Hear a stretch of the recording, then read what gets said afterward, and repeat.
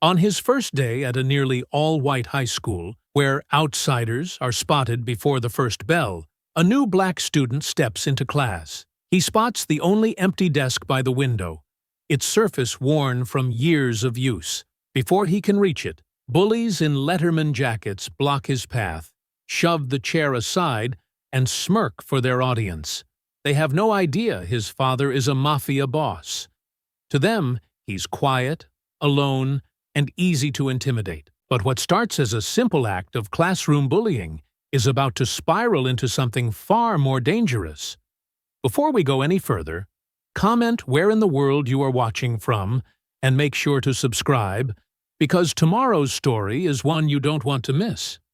The fluorescent lights hummed overhead as Malik stood in the doorway of his new English classroom. His worn paperback, a dog-eared copy of Native Son, pressed against his side through the fabric of his backpack. The smell of industrial floor cleaner and graphite hung in the air, mixing with the staleness of a room that had seen decades of students pass through its doors. His eyes swept across the classroom, taking in the faded motivational posters and the bulletin board crowded with honor roll photos. Not a single face looked like his. The sea of white faces staring back at him wore expressions ranging from indifferent to openly hostile. Several boys in letterman jackets huddled together, their matching Cabela's hoodies and camo baseball caps marking them as part of the same clique. Only one desk remained empty, a scratched-up metal frame by the window. Malik's jaw tightened as he spotted the Confederate flag sticker partially scraped off the underside, its stars and bars still defiantly visible. He squared his shoulders and walked toward it, feeling the weight of 24 stares following his every move. The squeak of his worn sneakers on the linoleum seemed unnaturally loud in the tense silence. Malik reached the empty desk and set his backpack down beside it with a soft thump.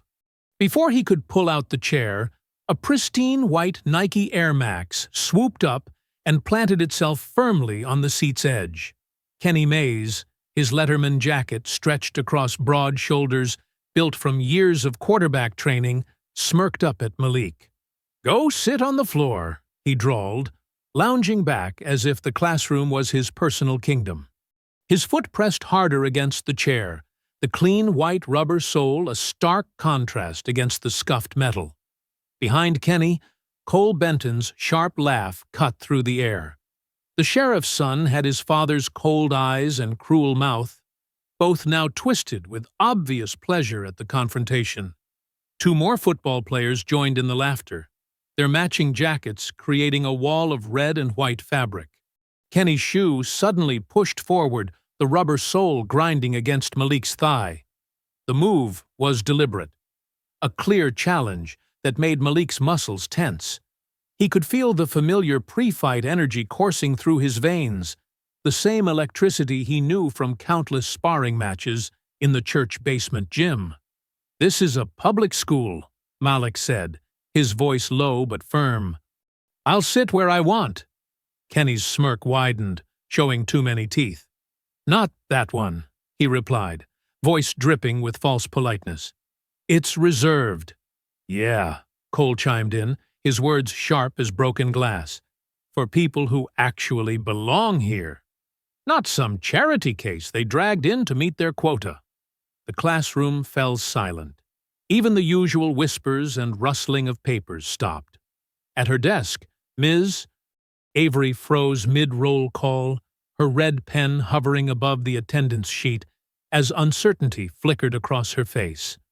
From the corner of his eye, Malik noticed Rosa Vega, the yearbook photographer, slowly raising her phone just enough to capture the scene without drawing attention. "Guess they'll let anyone in these days," Kenny continued, his voice growing louder with each word. "Even if they don't know their place." The racial undertone was clear as day. Cole leaned forward, emboldened by Kenny's lead. "Better learn quick, though. Some things around here are just tradition." He emphasized the last word with a meaningful glance at the Confederate flag sticker. Malik's hands curled into loose fists at his sides, his boxing training evident in how he subtly shifted his weight to the balls of his feet. The morning sun streaming through the window caught the dust motes swirling in the air, creating an almost dreamlike atmosphere that contrasted sharply with the very real tension building in the room. Kenny's grin turned predatory as he suddenly kicked back, shoving Malik's chair with enough force to send it skidding. In the same moment, Cole lunged forward and grabbed the desktop, flipping it upward toward Malik's chest. The desk crashed to the floor with a deafening metallic clang that echoed through the suddenly silent classroom. Malik's body instinctively dropped into the defensive stance drilled into him through countless hours of training. Feet shoulder-width apart, hands raised, elbows tucked, weight centered. His dark eyes locked onto Kenny's smirking face as the air crackled with the electricity of imminent violence. Malik's warning came out sharp and clear. "Step back. I don't want trouble." Kenny's response was a wild right hook that whistled through the air where Malik's head had been a split second before. Years of boxing training took over.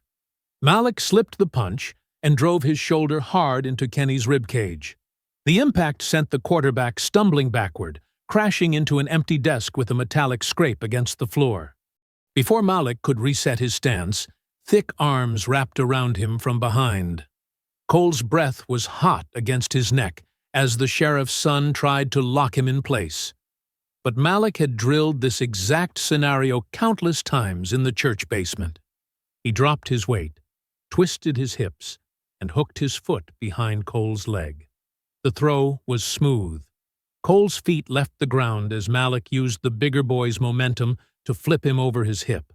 Cole landed hard in the aisle with a grunt that knocked the wind from his lungs. Rosa's phone tracked every movement, her steady hands capturing the perfect angle as a third football player, Tyler Matthews, charged in with fists swinging. Malik backpedaled, using an overturned desk frame as a shield. Tyler's wild punch glanced off Malik's forearm instead of finding its intended target. The impact stung, but Malik maintained his defensive position. Kenny had recovered by now, coming in low like a linebacker looking for a tackle. But Malik saw him coming. As Kenny lunged, Malik pivoted and brought his elbow down hard between Kenny's shoulder blades. The sharp crack of bone meeting bone made several students gasp. "Stop this right now!" Ms. Avery's voice cut through the chaos as she tried to reach the classroom phone. But the path to her desk was blocked by the maze of toppled chairs and scattered backpacks. Students pressed against the walls, their faces a mix of shock and excitement as they watched the fight unfold. The classroom door burst open with a bang. Leon Griggs, his gray janitor's uniform worn but crisp, wielded his mop handle like an old-time peacekeeper's staff.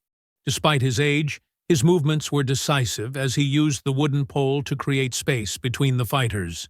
"That's enough!" Leon's deep voice carried the weight of decades of authority. "Break it up!" Malik immediately took advantage of the intervention to step back, his hands raised to show he was done fighting. But Kenny wasn't finished. His face was red with rage and humiliation as he launched himself forward, ignoring Leon's command. The quarterback's shoulder caught Malik square in the chest, driving him backward until his spine hit the chalkboard. The impact sent a cloud of chalk dust into the air. The metallic taste of blood filled Malik's mouth where his teeth had caught his inner cheek. He wiped his lips with the back of his hand, leaving a crimson streak across his skin. Kenny drew back his fist for another blow, but Malik was faster. His palm shot out in a perfect strike, catching Kenny dead center in the chest. The force sent the quarterback reeling backward into the classroom bookshelf. Paperback novels and textbooks rained down around Kenny as he struggled to keep his feet. The room had devolved into complete disorder. Chairs lay on their sides like fallen soldiers. Loose papers covered the floor like fresh snow. Someone's notebook had exploded during the fight, sending loose-leaf pages floating through the air. The usually neat rows of desks had been transformed into an obstacle course of twisted metal and scattered supplies. Rosa's phone kept recording, capturing every detail. The way Malik had only struck in self-defense, how he'd been ambushed from multiple angles, the clear disparity in numbers. Her steady hands didn't miss a moment as Kenny's crew realized their star quarterback had been outmatched. The thunder of approaching footsteps echoed in the hallway. Multiple sets of heavy boots pounded against the linoleum, growing louder with each second. Cole was still trying to get up from the floor, his usual swagger replaced by a pained grimace. Tyler had backed away, suddenly less eager to continue the fight now that it wasn't 3-on-1. Kenny leaned against the bookshelf, one hand pressed against his chest where Malik's strike had landed, his face a mask of shocked disbelief. Leon kept his mop handle at the ready, creating a barrier between Malik and the others. The old janitor's eyes were sharp and alert, taking in every detail of the scene. His presence seemed to radiate a calm authority that even Kenny's crew couldn't ignore. Through it all, Malik maintained his boxer's stance, balanced and ready, but not aggressive. His breath came in controlled bursts, just like his trainers had taught him. The chalk dust settling around him caught the morning sunlight, creating an almost ethereal effect in the destroyed classroom. The classroom door banged open as Vice Principal Wexler charged in, his tie askew and face flushed. Two burly security officers flanked him, their uniforms stretched tight across broad shoulders. The fluorescent lights caught their silver badges as they moved into the chaos. "Everyone freeze!" Wexler's voice cracked like a whip. "Back to your seats, now!" Malik kept his hands visible, breathing hard through his nose. His jaw throbbed where he'd bitten his cheek, and his white collar was torn and speckled with blood.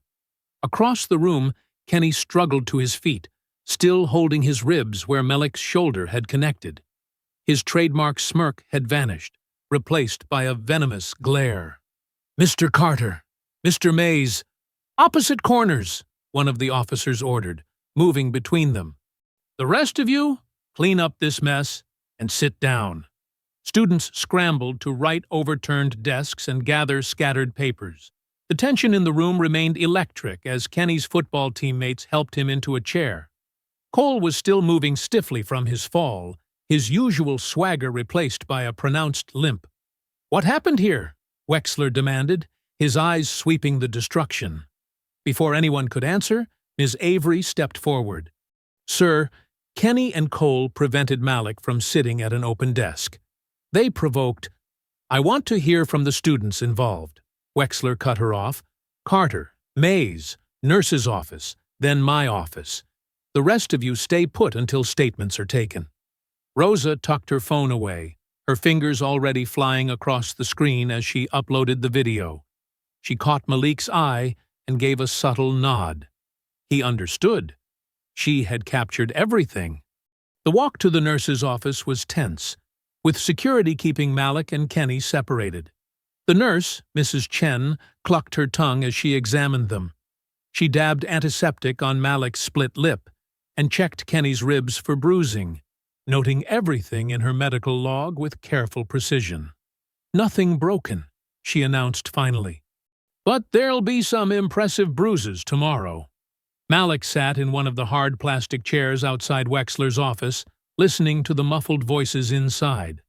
His phone buzzed constantly in his pocket, messages from other students sharing Rosa's live stream link. He sneaked a peek at the comments while the secretary wasn't looking. "Kenny threw first." Clear as day. New kid was defending himself. Those guys have been pulling this stuff forever. About time someone stood up to them. The support was unexpected. Malik had figured he'd be automatically cast as the aggressor, but Rosa's video told the true story. Every angle showed him trying to de-escalate until he had no choice but to defend himself. When Wexler finally called him in, the vice principal's face was tight with frustration. Kenny sat sullenly in one chair, holding an ice pack to his chest. Cole occupied another, refusing to meet anyone's eyes. "Given the circumstances," Wexler said carefully, "and the video evidence circulating online, Mr. Mays and Mr. Benton will be suspended for 3 days pending further review. Mr. Carter, consider this a warning. Violence of any kind is not tolerated at Grantham High."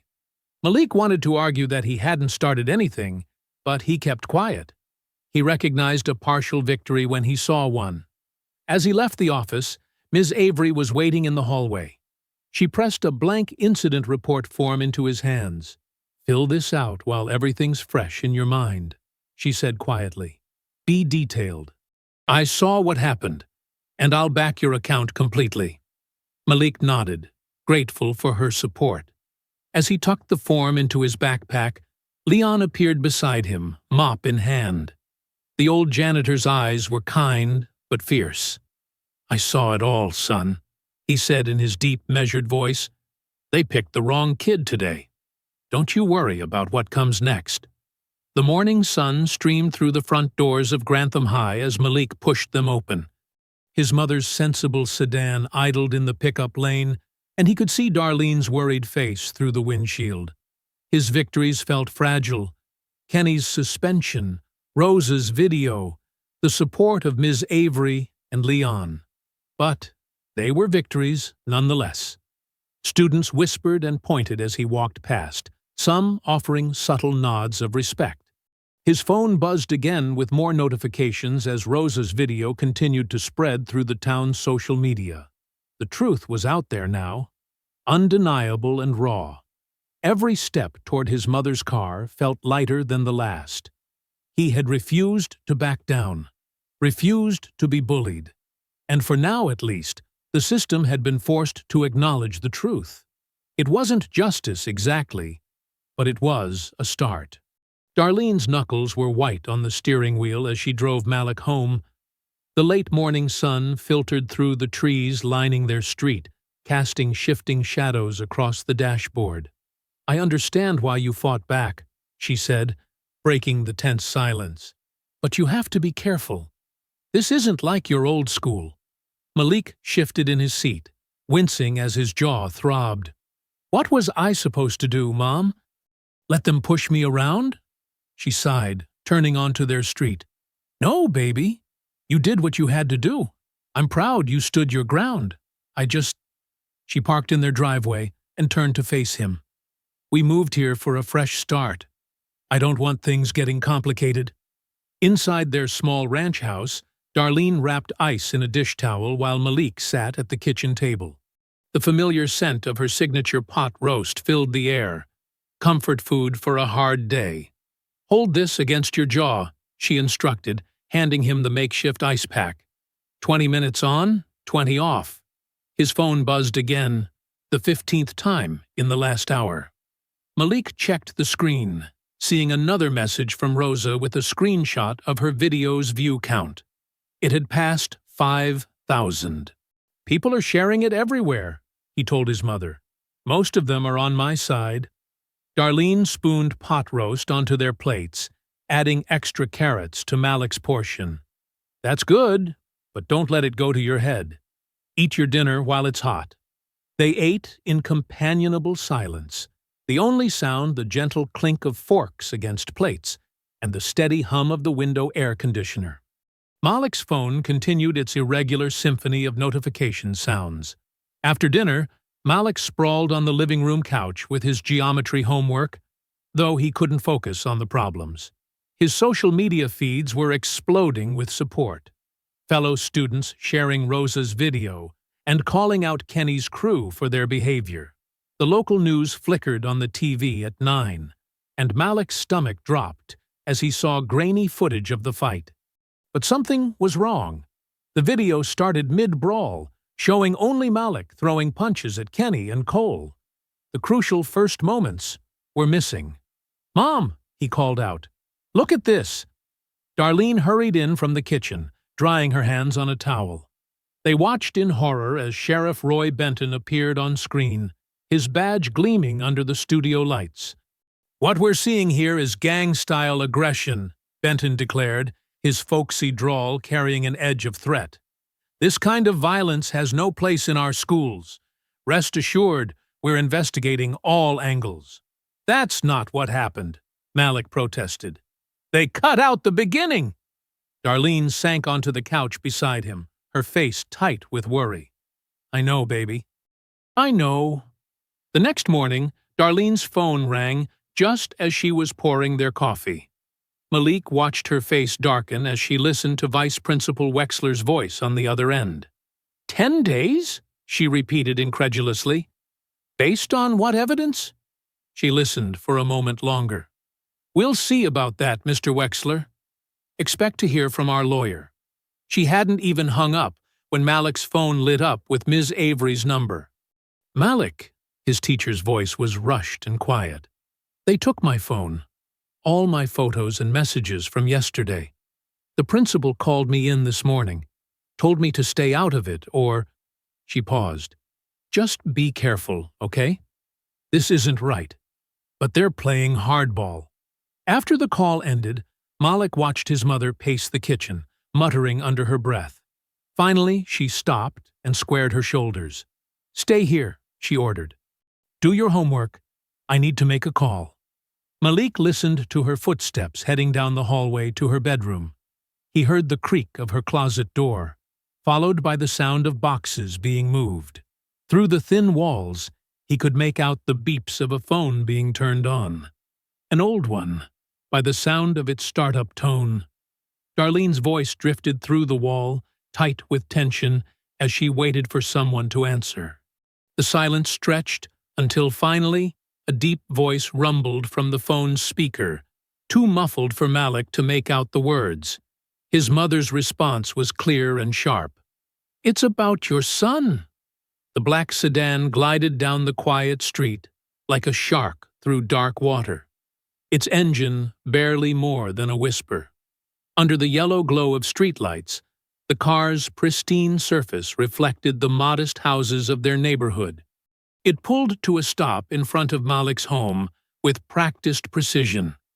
Malik stood at his bedroom window, heart pounding as he watched a tall figure emerge from the back seat. Even in the dim light, there was no mistaking Giovanni Vitale's commanding presence. His charcoal suit looked like it cost more than their monthly rent, each movement deliberate and controlled as he straightened his silk tie. "Mom," Malik called out, his voice cracking slightly. "He's here." Darlene appeared beside him, wringing her hands in her apron. "I know, baby. I know this isn't ideal, but—" The doorbell chimed, cutting through the tense silence. Malik followed his mother to the front door, hanging back as she opened it. The porch light illuminated Gio's face, older than Malik remembered, with deep lines around his eyes and silver threading through his dark hair. But his eyes were the same. Sharp, calculating, missing nothing. "Darlene," Gio nodded politely, then fixed his gaze on Malik. "Son." That single word hung in the air between them, heavy with 7 years of absence. Malik crossed his arms, studying the father he hadn't seen since he was 10. "Why are you here?" "May I come in?" Gio asked, directing the question to Darlene. She stepped aside, allowing him to enter their modest living room. His presence seemed to fill the space, making their furniture look smaller, shabbier. "I saw the footage," Gio said, turning to face Malik. "Both versions, the real one and their hack job." His voice carried a hint of an accent, smooth as aged whiskey. "You handled yourself well. Clean defense, controlled strikes. Where did you learn to fight like that?" "Church basement gym," Malik answered stiffly. "Father Mike teaches boxing." A ghost of a smile touched Gio's lips. "Good man, teaching you control. You won that fight. Now we make it stick." Darlene stepped forward. "Malik, I know this is complicated, but Sheriff Benton has too much power here. He's trying to paint you as some kind of thug, and the school board is falling in line." She looked at Gio. "Your father has resources, connections. He can help make sure the truth comes out." "Through what? Threats? Bribes?" Malik challenged, meeting Gio's steady gaze. "I won't be part of that." "There are many ways to fight corruption," Gio replied calmly. "Some require muscle, others money. But the most effective weapon is always the truth, when it's properly deployed." He moved to the window, scanning the street with practiced eyes. "We'll do this your way, son. Legal channels, public pressure, documented evidence. But understand, they're already playing dirty. We need to be prepared to counter every move." Malik watched his father's reflection in the window glass. "Why should I trust you? You disappeared for 7 years." Gio turned, and for a moment, something raw flickered across his composed features. "Because, despite my business, I have a code. Family comes first. And what they're doing to you, trying to destroy your future over a desk?" His hand clenched briefly. "That demands a response." "I don't want violence," Malik insisted.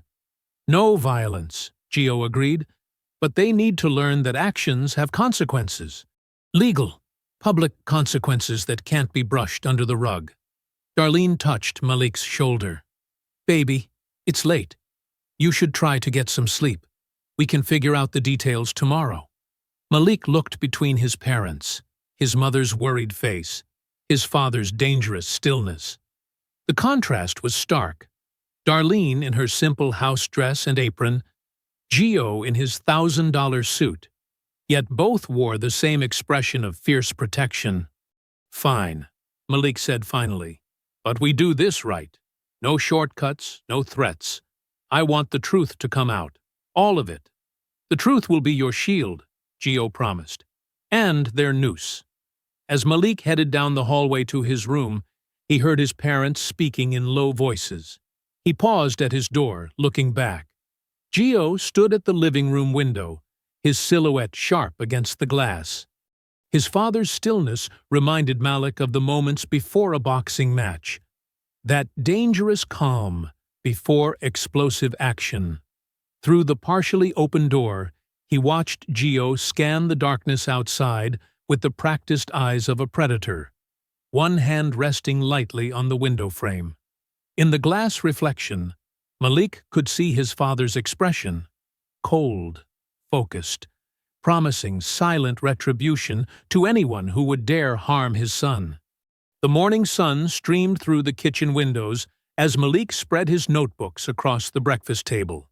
His mother had made French toast, but it sat barely touched as he outlined his plan to Gio, who listened intently while sipping black coffee. "First, we file Freedom of Information requests," Malik explained, tapping his pen against the paper. "For the security footage, incident reports, everything. They can't legally hide that stuff." Gio set down his coffee cup with careful precision. "Legal channels are slow, son. While we wait, they'll be busy building their story. Then we get the parents involved," Malik continued. "Rosa says her live stream had hundreds of comments supporting me. People are already mad about how the sheriff's office twisted things." "Public pressure has value," Gio acknowledged, straightening his silk tie. "But someone gave that edited footage to the news. Someone who knows how to bury inconvenient truths." Darlene placed more French toast on the table, her movements anxious. Maybe both approaches could work together. Gio's eyes narrowed thoughtfully. The person who doctored that video, they'll have connections, patterns. One conversation with them could save weeks of paperwork. "You mean threaten them?" Malik said flatly. "I mean persuade them to reconsider their loyalty to Sheriff Benton," Gio corrected. "People like that respond to pressure points." "No," Malik's voice was firm. "We do this clean. If we fight dirty, we're no better than them." A small smile touched Gio's lips. "You sound like your mother." He leaned forward, his presence filling the small kitchen. "But consider this. While you rally public support, I can gather information through my channels. No threats, no violence, just strategic conversations." Malik studied his father's face, searching for deception. "You'll stay in the background?" Like a shadow, Gio promised. You lead the charge. I'll be your insurance policy. After breakfast, Malik met Ms. Avery and Rosa at the Daily Grind, a coffee shop far enough from school to avoid unwanted attention. The place smelled of roasted beans and cinnamon, with local art covering exposed brick walls. Ms. Avery looked tired, dark circles under her eyes. She glanced around before pulling a manila envelope from her bag.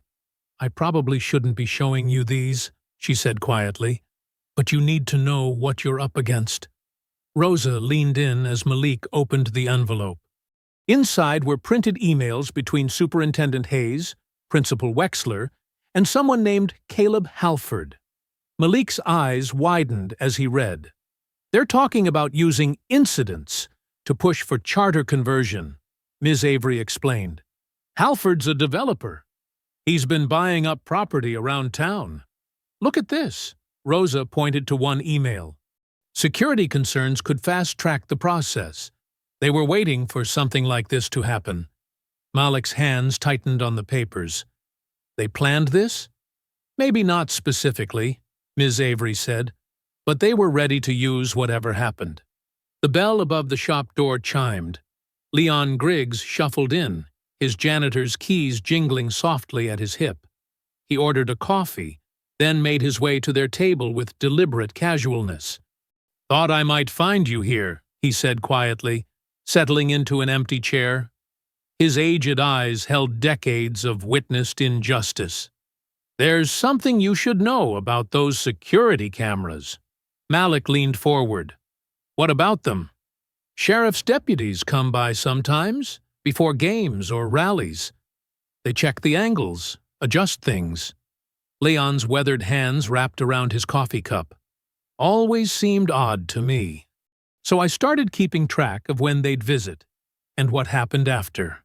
And, Rosa prompted, fights break out in those spots. Like clockwork. Leon's voice was barely above a whisper. But the cameras never quite catch how they start. Malik thought of the edited footage that made him look like the aggressor. They're rigging the system. Been that way since before you were born, Leon said. Different faces. Same game. They spent another hour reviewing the emails, making notes, building their case. Ms. Avery marked key passages that showed the pattern. Rosa researched Halford's other development projects, finding a trail of suspicious school conversions. When they finally packed up to leave, Malik felt energized despite the weight of what they'd learned. He had evidence now, real proof of corruption. His father's connections wouldn't be necessary after all. Outside, the afternoon sun cast long shadows across the parking lot. Malik shouldered his backpack, mind already racing with next steps. A patrol car crept past the coffee shop, moving slower than normal traffic.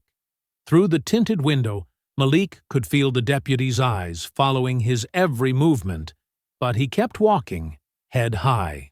The evidence in his backpack felt like it was burning a hole through the fabric. But for the first time since the fight, Malik knew he had more than just his word against theirs. He had proof, and soon everyone would see it. Back at home, Malik sat at the kitchen table, still processing everything they'd learned at the coffee shop. Darlene paced the living room, her fingers twisting nervously as Gio reviewed the emails Ms. Avery had given them. There's something else you need to see, Darlene said suddenly, stopping her pacing. She disappeared into her bedroom and returned with a thick black ledger, its corners worn smooth from handling. I didn't think it was important before, but now... Malik leaned forward. What is it? 2 years ago, I did bookkeeping for Caleb Halford. Darlene set the ledger down, her hand resting on its cover. There were these payments I couldn't quite make sense of, going to Cedar River Security. Gio's expression sharpened. Cedar River? That's run by Benton's cousin, Marcus. I thought Halford was just moving money around for property taxes, Darlene continued, opening the ledger to show columns of neat figures. You know how developers do. But look at the amounts, the timing. Malik studied the pages. Regular payments, all just under $10,000, flowing from Halford's development company to Cedar River Security. What does this mean? Gio's finger traced down the columns, his jaw tightening. This isn't tax management. It's laundering. Clean money goes to Cedar River, comes back out dirty for bribes and payoffs. He looked up at Darlene. You kept copies? Everything's in here. She tapped the ledger. I always document everything, just in case. Malik pulled out his phone and started photographing pages. These numbers match the dates in those emails. When they started talking about security concerns at school. It's all connected, Gio said grimly. The fight wasn't random. They needed incidents, disruptions, anything to justify bringing in Cedar River Security full-time. Create enough problems, Malik pieced it together. And the state has to step in. Then Halford swoops in with his charter school proposal, Darlene added, and his hand-picked security contractor. Malik's fingers flew across his phone screen, capturing every page. We have to show people. This proves the whole thing was planned. It's not that simple, Gio cautioned, his voice low. These numbers, they're dangerous. People have disappeared for less. We can't just sit on this, Malik argued. They tried to ruin my life to push their scheme through.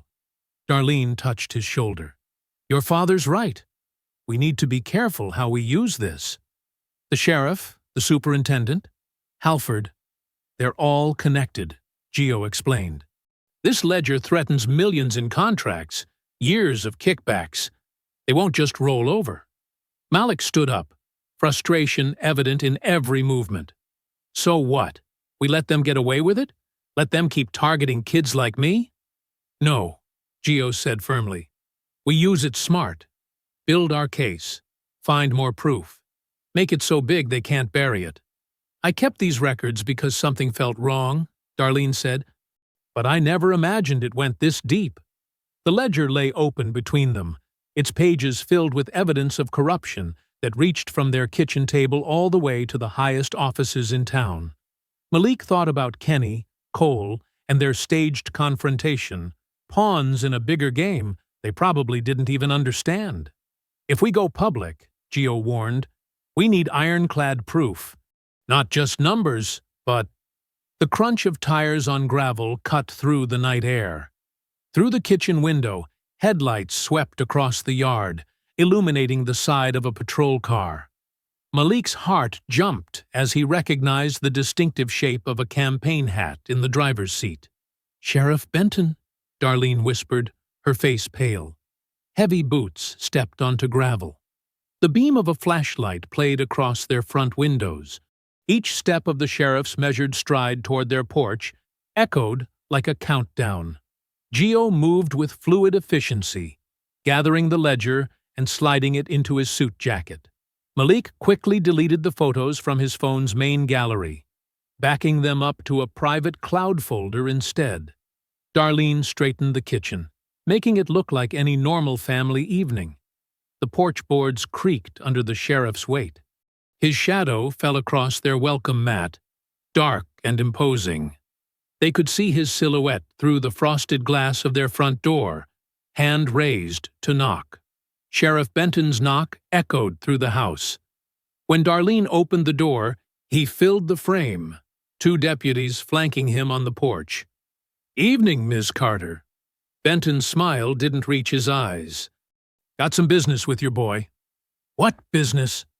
Darlene's voice was steady, but her hands gripped the doorframe. "New evidence has come to light in the assault case." Benton adjusted his gun belt. "We're here to take Malik into custody." Malik stepped forward, his heart pounding. "What new evidence?" "The surveillance footage shows you attacking 3 students without provocation." Benton nodded to his deputies. "Felony assault charges have been filed." "That's a lie," Malik said. "Rosa's video shows—" "Son, put your hands behind your back." Benton reached for his cuffs.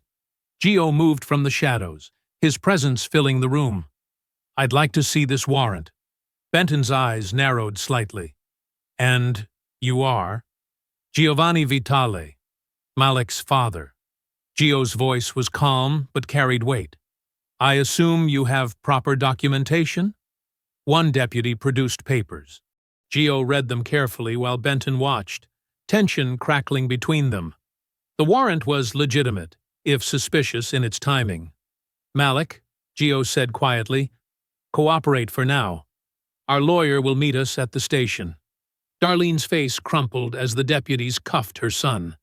Malik kept his head high, refusing to give Benton the satisfaction of seeing fear. They led him down the porch steps, past curious neighbors peeking through windows. Mom, it's okay, Malik called back. They can't twist the truth forever. At the station, they put Malik in an interview room with peeling paint and flickering fluorescent lights. The public defender arrived first, young, overwhelmed, clutching a battered briefcase. 20 minutes later, a woman in an expensive suit walked in, introducing herself as Patricia Chen from Martinez and Associates. Mr. Vitale retained us, Chen said, setting down her leather attaché case. I'll be taking point on this case. The public defender looked relieved. Chen reviewed the charges, her manicured nails tapping the desk as she read. The prosecution claims new video evidence shows premeditation, she said. But they're withholding it as part of an ongoing investigation. Rosa recorded everything, Malik insisted. Her live stream shows exactly what happened. Interesting you mentioned that. Chen pulled out her phone. The original video's been removed from all platforms. Technical glitch, they claim. Across town, Rosa was discovering the same thing. After deputies had examined her phone for evidence, her footage had vanished. Not just from social media, but from her device entirely. The backup she'd thought was safe in the cloud was corrupted, showing only static. Meanwhile, Gio's driver, Tony, sat in an unmarked car watching Deputy Myers leave the station. The deputy's cruiser wound through back roads to a decrepit fishing shack by the river. Tony filmed as Myers met a man in a Cedar River security jacket. Money changed hands. A USB drive disappeared into Myers's pocket. In the courthouse the next morning, Judge Martinez looked uncomfortable. The prosecution's case seemed solid on paper, but something felt off. Chen methodically pointed out inconsistencies, timeline issues, and the convenient disappearance of exculpatory evidence. Your Honor, Chen said, the state's case relies entirely on selective editing and vanishing footage. My client has strong community ties and no prior record. We request release pending the hearing. The judge studied Malik, then glanced at Gio sitting in the gallery. Everyone knew who Vitale was, even if they couldn't prove anything. But this wasn't about the father. It was about a teenager with clean grades and legitimate questions about the evidence against him. Given the circumstances, Judge Martinez said, I'm granting release with standard conditions. But, she fixed the prosecution with a stern look, I expect full disclosure of all video evidence at the hearing. Malik walked out of the courthouse into bright sunlight. Gio waited by his car, face unreadable. From the station steps across the street, Sheriff Benton watched them, a small smile playing at his lips. He looked like a man who'd lost a skirmish but expected to win the war. They're playing a dangerous game, Gio said as Malik approached. Good thing we know how to play too, Malik replied, refusing to look at Benton's smirking face. The car door opened smoothly on expensive hinges. Before getting in, Malik squared his shoulders, letting Benton and anyone else watching see that handcuffs and holding cells hadn't broken him. They'd tried to make him small, to make him afraid. Instead, they'd just made him more determined to expose their whole corrupt system. The next afternoon, Malik, Rosa, and Ms. Avery huddled at a corner table in the public library, speaking in whispers between the towering shelves.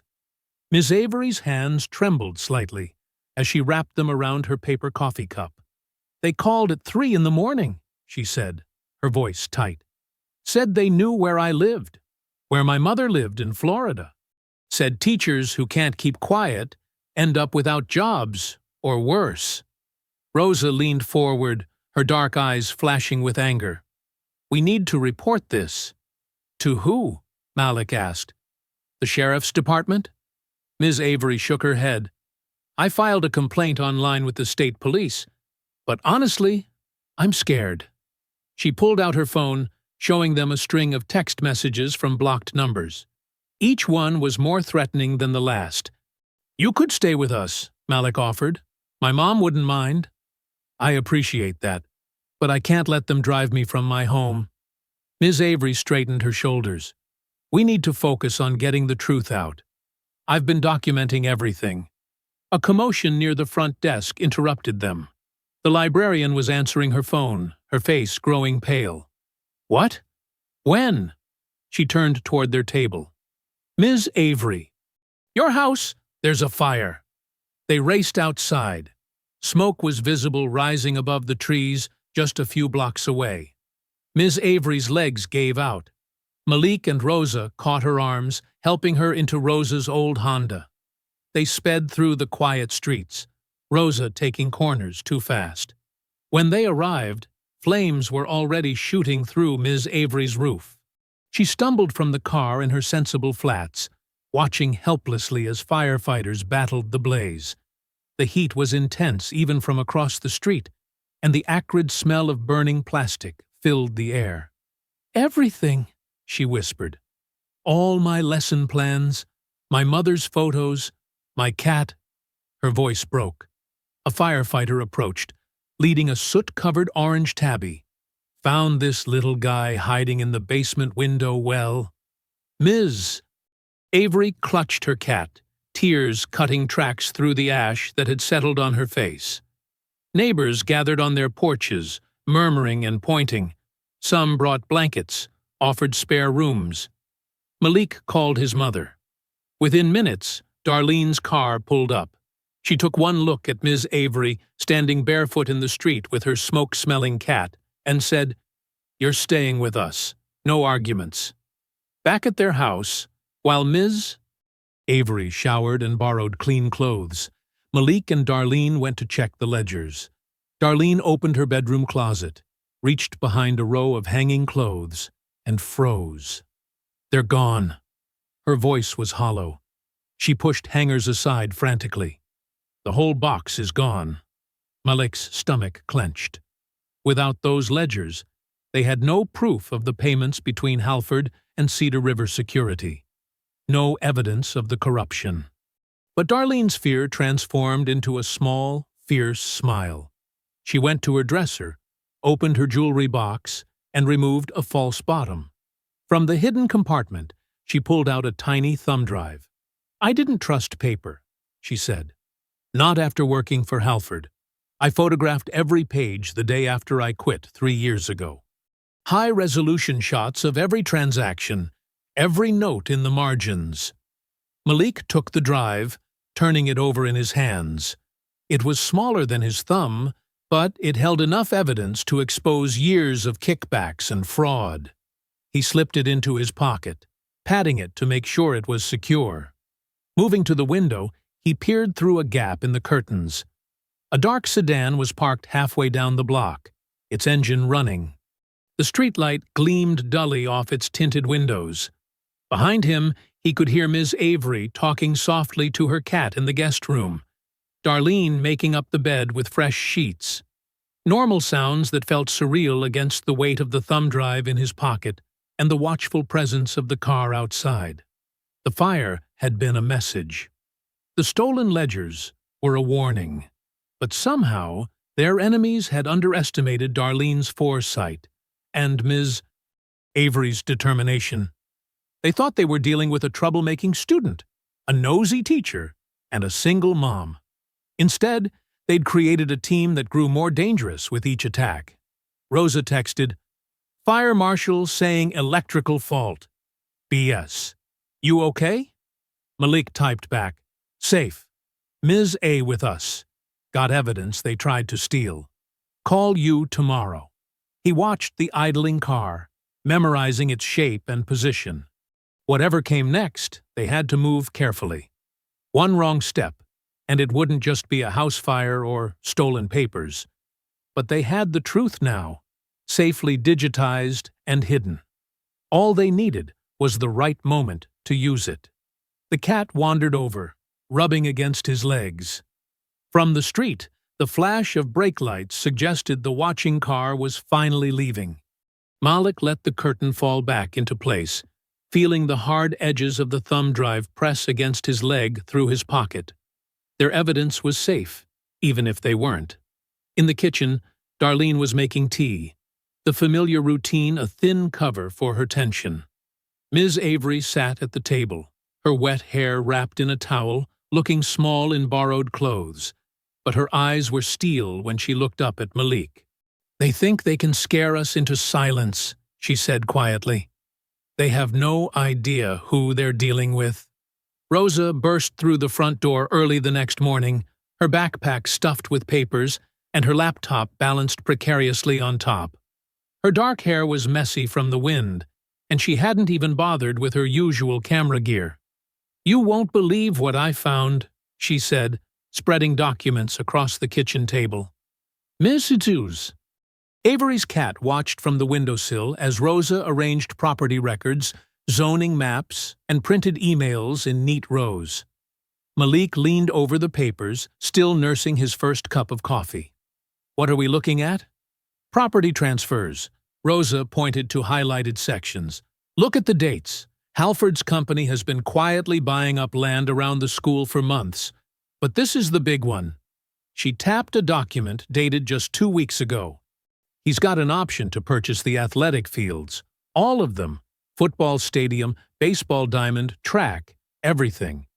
Darlene came closer, frowning. "Those fields have been school property for 50 years. They can't just sell them."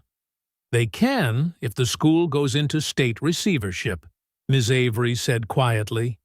She'd spent the night in their guest room and looked tired but determined in the morning light. If there's enough documented violence and instability, the state can take control. Then they can liquidate assets. Malik picked up one of the papers, studying the fine print. "The option is worth millions. Prime location, right by the river. Perfect for luxury condos," Rosa added. "Halford's company already has the architectural renderings. I found them on a developer's website. They just hadn't gone public yet." The pieces started falling into place in Malik's mind. So, the fight in class was bait, Ms. Avery finished. They needed incidents. Documented problems they could point to as evidence the school was failing.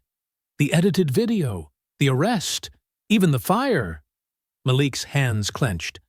It's all about making the school look dangerous and out of control. Rosa nodded. Once the state takes over, they can bring in Cedar River security full-time. Private security, private management, and private profits, Darlene said bitterly. Those ledgers make more sense now. Halford was paying people off to look the other way while he set this up. Gio appeared in the doorway, impeccable in another tailored suit despite the early hour. He'd been staying at a hotel in town, but his presence seemed to fill the kitchen. He studied the documents without touching them. "This is bigger than a schoolyard fight now," he said. "Real estate deals, corrupt officials, millions of dollars at stake. These people won't just back down if you expose them." "We have to try," Malik insisted. "They're trying to steal our school, turn our fight into their profit." "They'll come at you harder," Gio warned. "Not just threats. They'll try to destroy your reputation, your mother's job, anything they can use." Rosa straightened up. "Let them try. We have proof now. The property records, the security contracts, the doctored video. Once people see how it all connects, people see what they're told to see," Gio cut in. "Trust me on this. I've watched plenty of truth get buried under money and influence."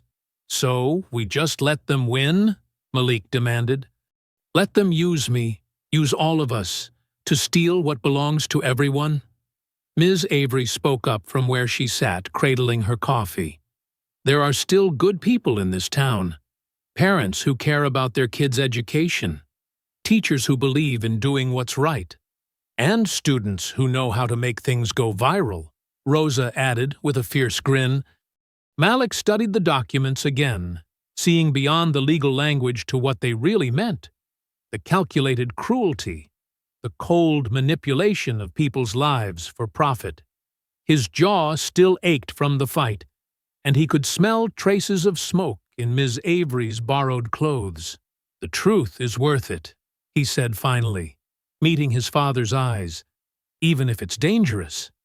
Especially if it's dangerous." Gio was silent for a long moment, then nodded slightly. "Then we make sure the truth hits so hard they can't bury it." They spent the next hour planning their next moves. Rosa would compile everything into a digital timeline. Ms. Avery would reach out to other teachers quietly. Darlene would contact former co-workers who might have seen similar patterns in Halford's books. The cat jumped down from the windowsill and wound between their legs as they talked, perhaps sensing their determination. Outside, the morning grew brighter, sunlight catching on the scattered papers that mapped out corruption in neat typed lines. Malik's phone buzzed, a text from Kenny. "Meet us at the old mill tonight. We can settle this." He frowned at the screen, reading the message twice. The abandoned paper mill was on the edge of town, empty except for rats and rusted machinery. It was exactly the kind of place someone would choose for an ambush. Malik stared at Kenny's text message, his stomach tight with suspicion. He showed it to Rosa, who was still organizing documents on the table. "I'm going," he said, "but I need you to keep your phone on. Be ready." Rosa's eyes widened. "That's crazy. It's obviously a trap." "I know. But if I don't show up, they'll say I'm scared." Malik pocketed the thumb drive with the ledger photos. "Just be ready to record or call for help." The old paper mill loomed against the darkening sky, its broken windows like empty eye sockets. Malik's footsteps echoed on the cracked pavement as he approached the loading dock where Kenny and Cole waited. Their Letterman jackets glowed red in the sunset. "Look who showed up," Kenny called out, his smile too wide.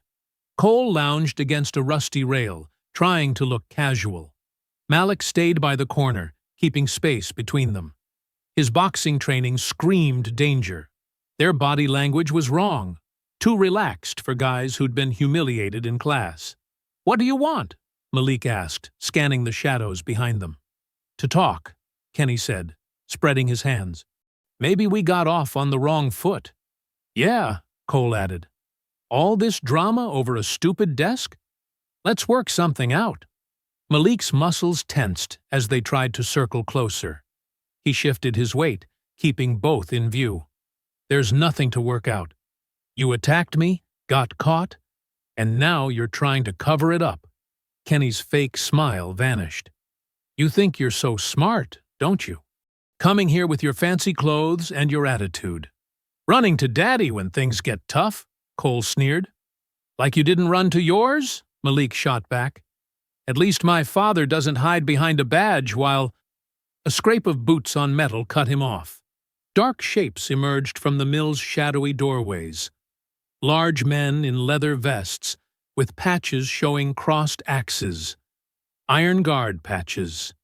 Malik recognized them from town, the bikers Sheriff Benton used for unofficial work. "Crap," Malik muttered, backing up.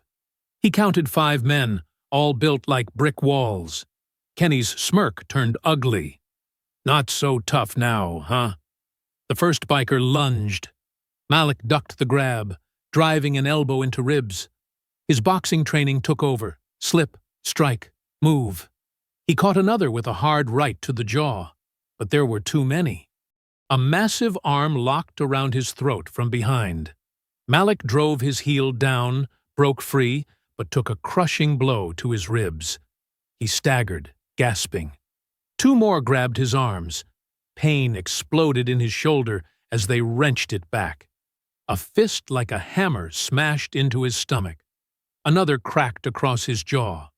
Through blurring vision, he saw Kenny and Cole watching, their faces lit with mean satisfaction. Then the night erupted in new violence. 3 figures materialized from the darkness like avenging angels. Gio moved with terrifying grace, his expensive suit rippling as he broke the nearest biker's arm with a single sharp twist. The crack echoed off the mill walls. Gio's men were just as efficient. One swept a biker's legs, driving him face first into the concrete. The other caught a wild punch and turned it into a throw that sent 200 pounds of leather-clad muscle flying. Malik slumped against the wall, tasting blood. Gio's knee found another attacker's solar plexus with surgical precision. The man folded like paper. Kenny and Cole tried to run, but Gio's men cut them off. "Touch my son again," Gio said, his voice colder than the river in winter, "and there won't be enough left of you to—" Police sirens split the air. Red and blue lights strobed across the mill's weathered walls. Sheriff Benton emerged from his cruiser, deputies fanning out behind him. "Well, well," Benton drawled, taking in the scene with obvious satisfaction. "Looks like we caught ourselves a mobster threatening minors." "They jumped my son," Gio said quietly. "That's not how these fine citizens tell it." Benton nodded to the bikers picking themselves up. "They say you came here looking for trouble, making threats." Deputies moved in with handcuffs. Gio didn't resist, but his eyes found Malik's. A silent message passed between them. "Stay strong, stay smart. Giovanni Vitale, you're under arrest for witness intimidation and aggravated assault," Benton announced, loud enough for the gathering crowd of deputies to hear. "Get him out of here!" They led Gio to a cruiser. Kenny and Cole smirked from behind Benton's bulk. The bikers melted away into the shadows, their job done. Malik stayed where he'd fallen, ribs screaming with each breath. No one offered to help him up. No one called an ambulance. Benton looked down at him with cold satisfaction. "Looks like you took quite a fall there, boy," the sheriff said. "Should be more careful where you walk at night." The cruiser's taillights receded into the darkness, taking Gio away. Malik pressed his hand against his throbbing ribs, feeling blood trickle down his chin. The mill loomed silent above him, witness to another injustice in a town full of them. Malik winced as Darlene pressed the cold washcloth against his swollen jaw. They sat at their kitchen table, the first aid kit spread out between them. Every breath sent sharp pains through his ribs. "Hold still," Darlene said, dabbing antiseptic on a cut above his eye. Her hands trembled slightly. "These could have used stitches." "I'm okay, Mom." Malik tried to smile, but stopped when it hurt too much. Rosa sat across from them, her phone propped against a coffee mug. She pressed play, and Kenny's voice filled the kitchen. "To talk. Maybe we got off on the wrong foot." The whole ambush had been captured in crystal-clear audio. The sounds of footsteps, the bikers emerging, the violence, it was all there. Even Kenny and Cole's commentary as Malik was beaten. "I hid behind the loading dock as soon as I saw you heading in," Rosa explained. "Knew something wasn't right." Darlene's jaw tightened as she listened to the recording. "Those animals," she whispered. "And that sheriff, arresting Gio instead of them." "They planned it perfectly," Malik said. "Set up the trap, had the bikers ready, knew Gio would come for me." He pressed the ice pack harder against his ribs. "They wanted him arrested. Now they can paint him as the violent one." A soft knock at the back door made them all jump. It was Leon, still in his janitor's uniform despite the late hour. He stepped into the kitchen, his weathered face creasing with concern when he saw Malik's injuries. "Lord have mercy," he muttered. "They worked you over good, didn't they?" Malik nodded carefully. "But we got proof this time.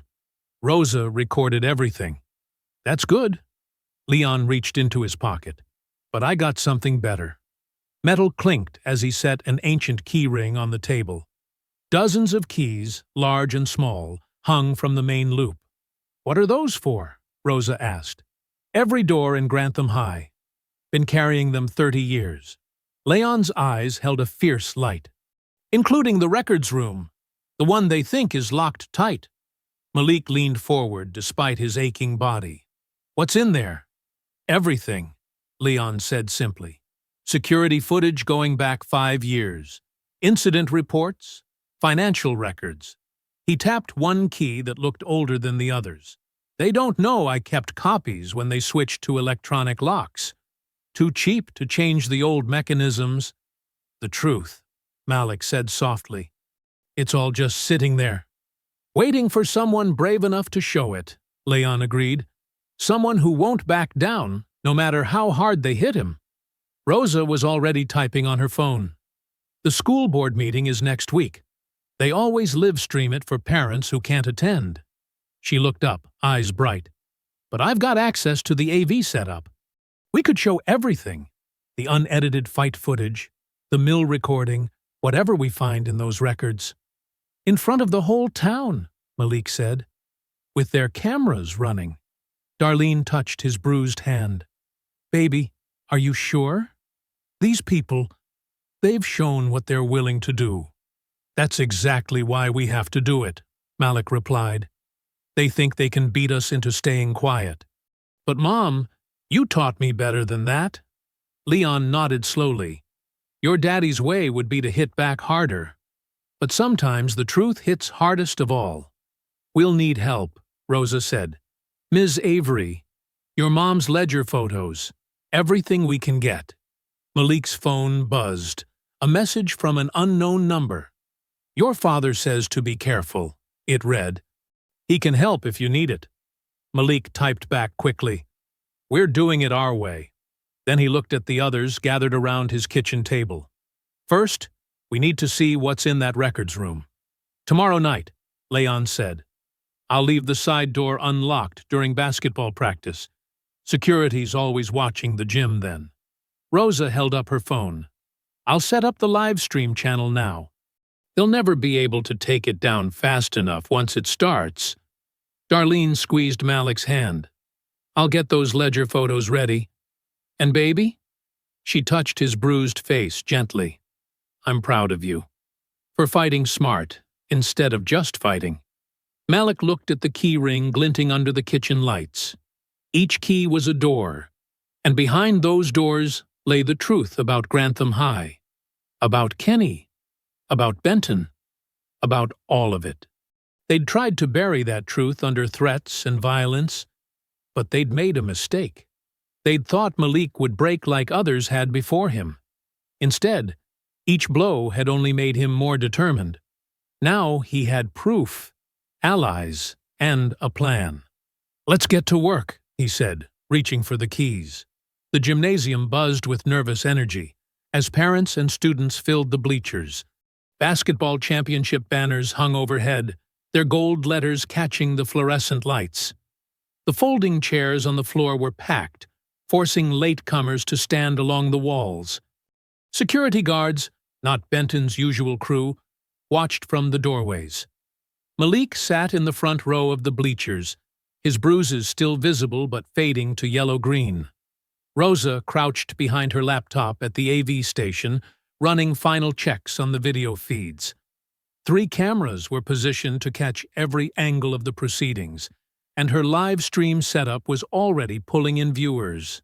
Testing, she whispered into her headset. Sound levels good?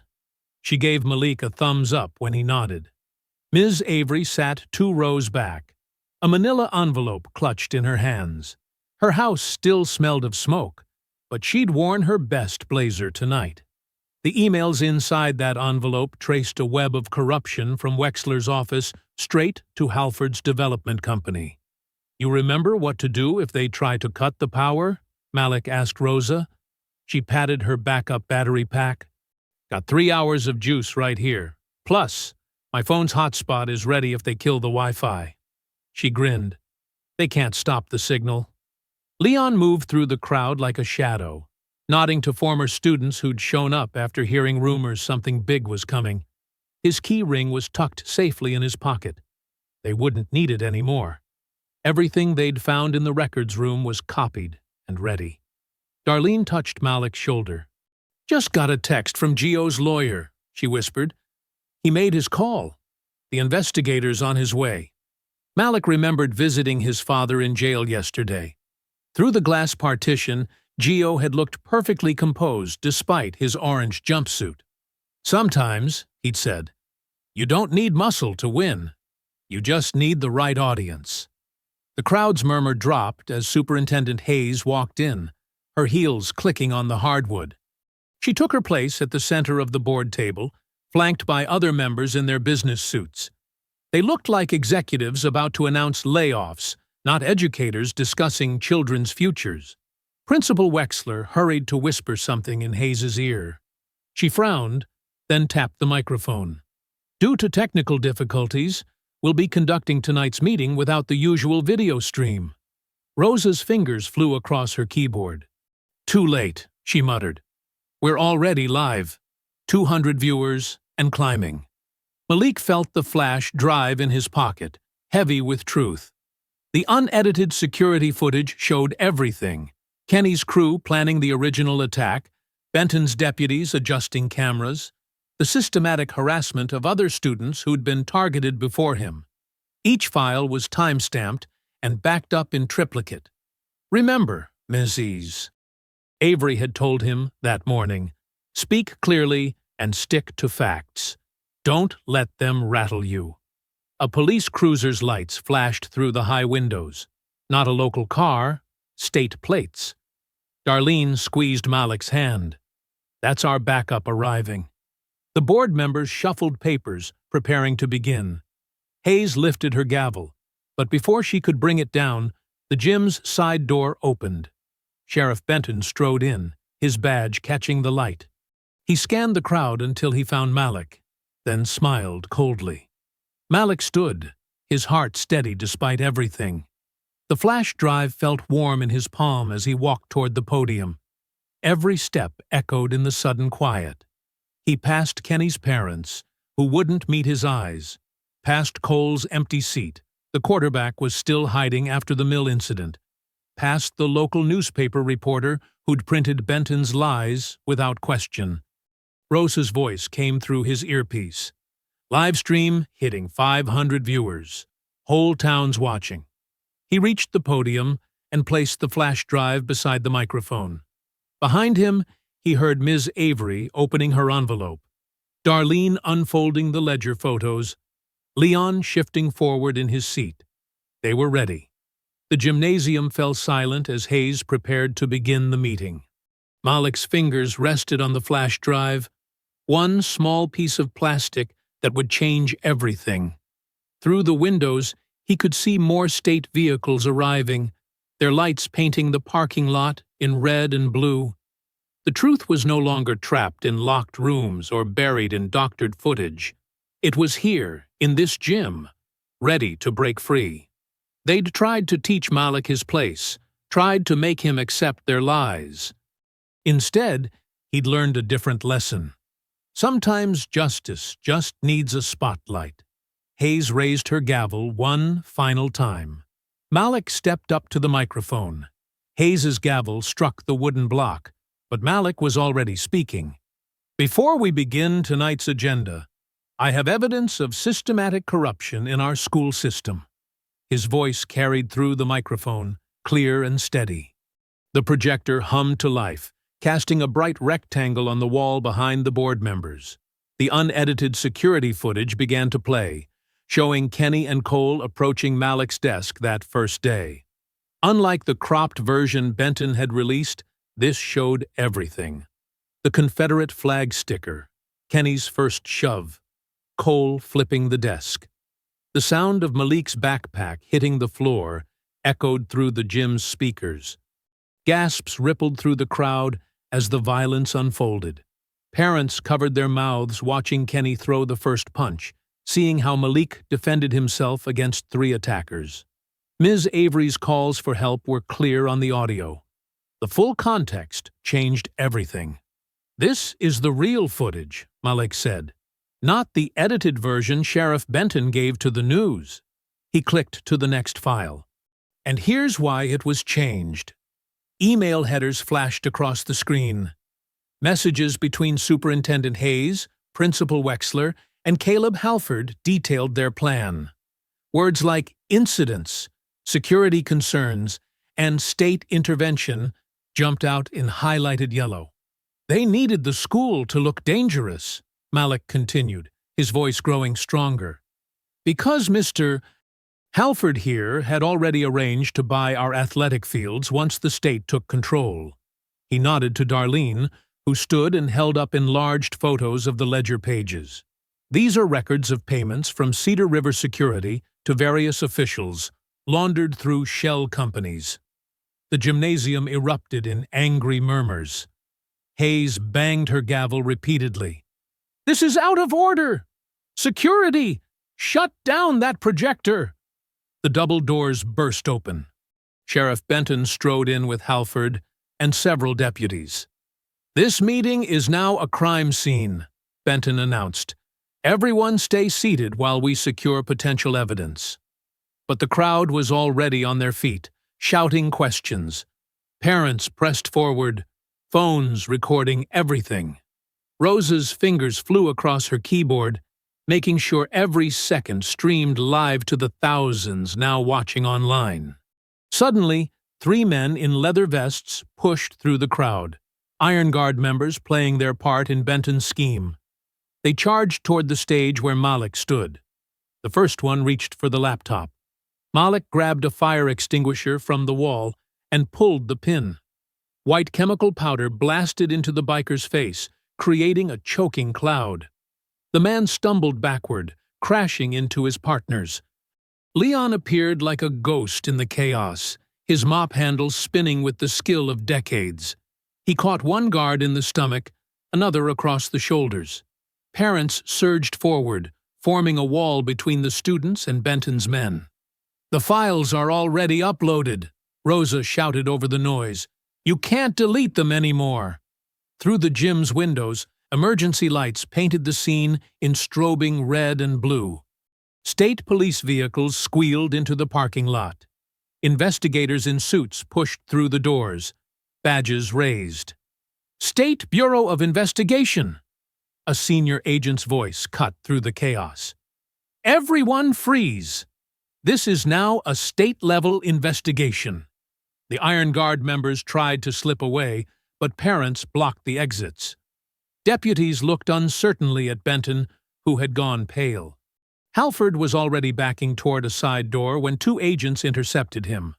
The lead investigator reached the stage, speaking into his radio. "Evidence team, secure those computers. Nothing gets deleted." He turned to Malik. "Young man, we got a very interesting call about tonight's meeting. I think you have some files we need to see." Malik stood straight at the podium, his voice carrying over the settling crowd. The live stream counter showed over 10,000 viewers. Everything they'd discovered was now impossible to hide. "You told me where I could sit," he said, looking directly at Kenny's parents, then at Benton, Hayes, and finally Halford. "Now we all see where you've been sitting. And on whom." The silence that followed felt like a thunderclap. State agents moved through the crowd, collecting devices and statements. Ms. Avery handed over her envelope of emails. Rosa's archived footage played on repeat on the wall, the truth looping endlessly for all to see. The gymnasium that had witnessed so many games, victories, and defeats now held a different kind of score settling. Parents hugged their children. Students filmed everything on their phones. The power structure that had seemed so untouchable just hours ago was crumbling in real time, live streamed for the world to witness.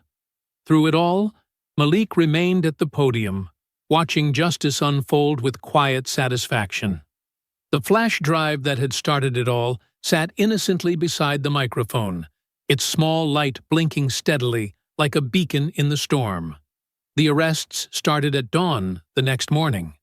State police cruisers rolled through Grantham's quiet streets, lights flashing but sirens silent. Sheriff Benton was led out of his house in handcuffs, still wearing his bathrobe. His son Cole watched from an upstairs window, face pale with shock. At the school district office, Superintendent Hayes was escorted from her morning coffee meeting.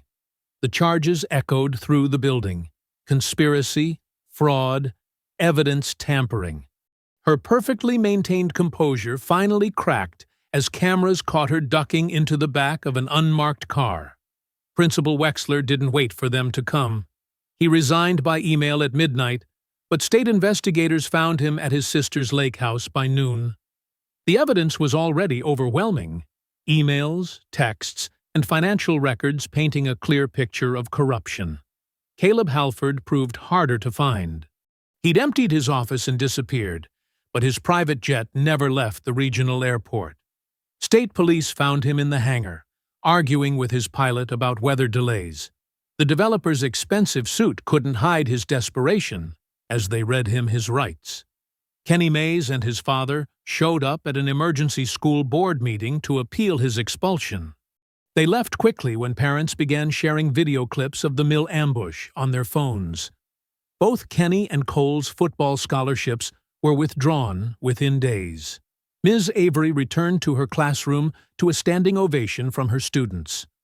The school board, under temporary state oversight, awarded her full back pay and a formal apology.